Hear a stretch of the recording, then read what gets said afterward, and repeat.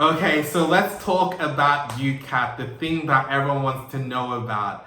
The UCAT was definitely an experience that I'm glad I don't have to do again.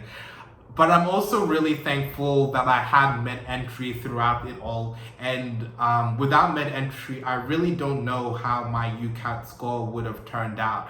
Probably horrible. And that's because like the UCAT to a certain extent is like kind of obscure because it tests skills that you usually would never touch beforehand, like school or competitions, just anything beforehand. Like none of it requires the same type of skills that the UCAT requires, and that is really what makes the UCAT difficult. That and the time pressure, of course.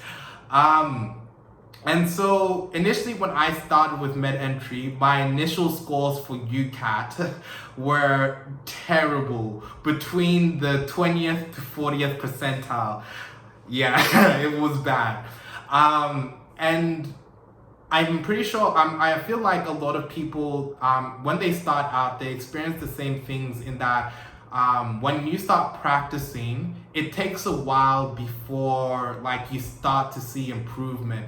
And so what I really recommend is starting with MedEntry as soon as possible.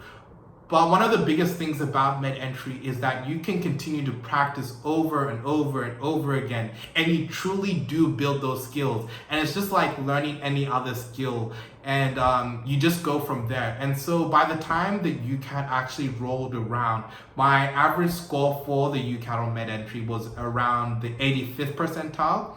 And you have to remember that people who do MedEntry, they tend to score way better on the UCAT because a lot of people think that they can wing the UCAT, which is crazy. So yeah, so by the end, like I was scoring within the 85th percentile, and on actual UCAT results, that's actually really higher. And when my actual UCAT result came out, it was way higher, and I'm so thankful for that. And